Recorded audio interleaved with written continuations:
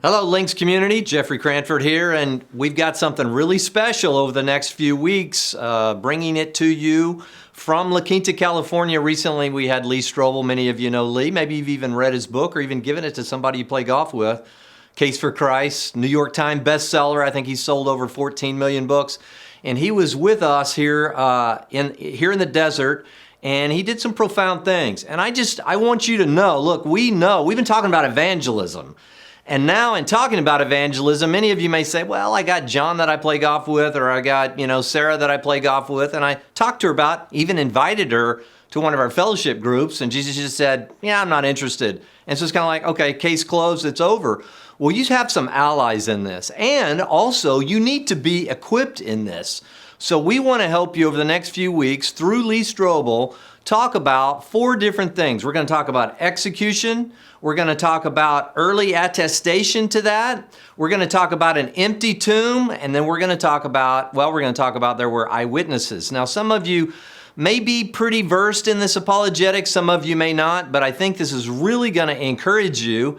And who knows, you may even pass one of these on to one of your friends who maybe claims to be an atheist at this point. So I hope you enjoy this with Lee, and we'll bring this to you for the next 4 weeks, and then maybe even have a 5th week. I ask him a few questions individually. So hope you enjoy. Stay tuned. Really listen to Lee. Think you'll learn a lot. Lee has been recognized as one of the evangelical community's most popular apologists. Best-selling author and award-winning writer, having written over 40 books. 14 million or more books have been published. Among them, probably his most famous, The Case for Christ. My favorite, I highly recommend this book to all of you. I just ran into it this week. It's called Unexpected Adventures. Phenomenal book for those of us who are a little bit afraid to put our toe in the water to do evangelism. This book is a guidebook for us. And most recently, his book, The Case for Heaven. Lee was an undergrad at the University of Missouri with a degree in journalism, then went on to Yale University where he had a Master of Legal Studies in Law. And after that, he was a journalist for 14 years with a number of newspapers, including the Chicago Tribune. Then he served as a pastor for a number of churches in Chicago and the Houston area. And now he's currently the founding director of the Lee Strobel Center for Evangelism and Applied Apologetics at Colorado Christian University in the Denver area. Lee and his wife Leslie have 2 children, one in Orange County and one in Houston, 4 grandchildren. Please, folks at the Red Door, give a warm welcome to Lee Strobel. Thanks, man. Appreciate it.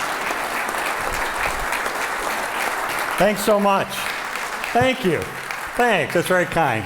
Good to be with you. How many were at the Apologetics Conference? Oh, wow, quite a few. So I can't use any of my jokes that I had.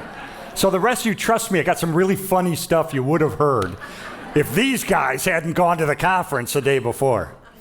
No, actually, we had a great time at the conference, and I think it's an annual event, isn't it? So next year, if you didn't go this year, it might be a good opportunity to attend.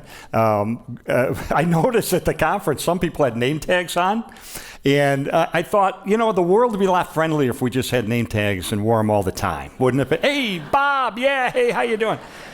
But we had an embarrassing thing happen. We were doing a conference in England, printed up everybody's name tag in advance with their first name real big so people could greet each other. People came in, they registered, they got their name tag, they put it on, they went into the conference. We thought everything worked great. So about 2/3 through the day, this woman comes back up the registration desk and she's all upset. We said, what's wrong? She said, my name has been misspelled. And we're thinking, okay, is that a big deal? We said, what's your name? She said, my name is Sylvia. And sure enough, she'd been walking around all day with a name tag that said saliva.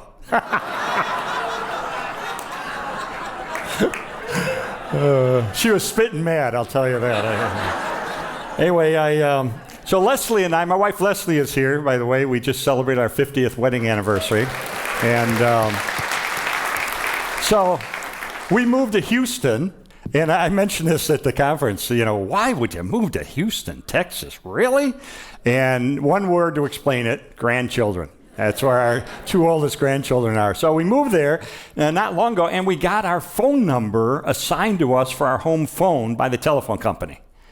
And you're probably thinking, okay, big deal. Yeah, it was a big deal to us because in Chicago, the phone number they had given us for our home number was 1 digit away from the cab company.